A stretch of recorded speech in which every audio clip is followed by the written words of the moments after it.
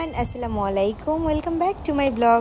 আজকে বাসা থেকে বের হয়ে ভাবলাম আমাদের সাইখ্যা নদীর পাড়টা একটু হেঁটে দেখি।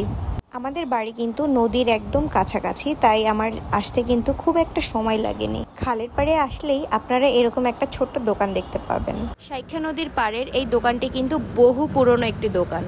পুরো সাইখ্যা নদীর পাড়ে কিন্তু আর কারো কোনো দোকান ছিল না, শুধুমাত্র এই নানার দোকানটিই ছিল। ভিতরে যে মুরব্বীকে দেখতে পাচ্ছেন উনি হচ্ছে রশিদ খা, আর এটা কিন্তু রশিদ খায়েরই দোকান। আল্লাহ উনিকে নেক হায়াত দান করুক, উনি এত বছর পরেও সুস্থ সবল এবং ভালো আছে। এখন আমি যেই জায়গাটা দিয়ে হেঁটে যাব এটাকে খালপাড় বলে। নদী কিন্তু আর একটু দূরে, অর্থাৎ যেই চরটা দেখছেন চরের ওই পাশে নদী। আর যে ব্রিজটা দেখলেন এটাকে সাইখ্যা ব্রিজ বলা হয়। এরকম বড় ছোট বিভিন্ন নৌকায় করে আমাদের চরের দেশের মানুষরা বিভিন্ন স্থানে মাছ ধরার কাজে চলে যায়। নীল আকাশের মৃদু ঠান্ডা বাতাসে পুরো খালের পাড়টা যেন মোহমোহ করছে।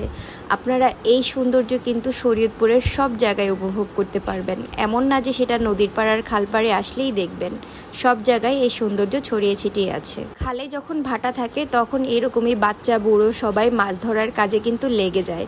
এরকম ঠেলা জাল খেয়া জাল নিয়ে একটা হাঁড়ি নিয়ে তারা খালের মধ্যে নেমে যায় মাছ ধরার জন্য। এইখানকার মানুষ শাকসবজি চাষ যেরকম করে এর পাশাপাশিও কিন্তু বিভিন্ন প্রজাতির গাছ লাগিয়ে থাকে। আপনারা বাড়ির পাশে উঠোনে বা বাড়ির পিছনে দেখবেন সবসময় সারি সারি কলা গাছ, নারকেল গাছ, সুপারি গাছ লাগানো।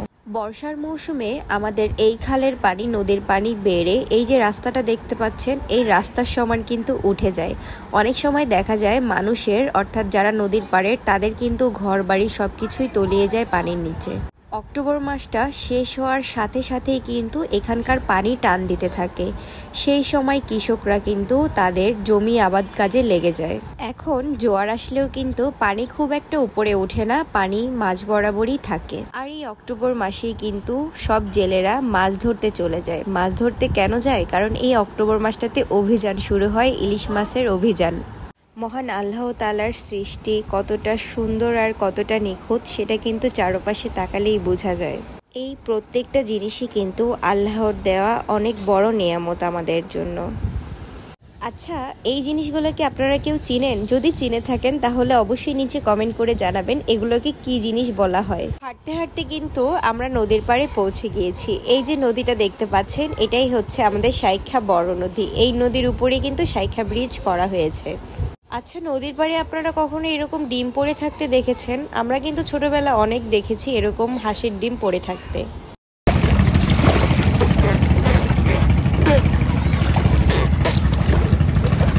নদীর ঢেউর আওয়াজটা আপনাদের মন কেড়ে নিয়ে যাবে, আর তার সাথে ওই যে সূর্যটা দেখতে পাচ্ছেন ওই সূর্যটাও আপনাদের মন কাড়বে। আস্তে আস্তে করে নদীর বুকে এই সূর্যটা হারিয়ে যাবে, আর এটা দেখতে দেখতে আজকের ভিডিও আমি এখানেই শেষ করব। তো আজকে বিদায় নিচ্ছি, সবাই ভালো থাকবেন। আসসালামু আলাইকুম।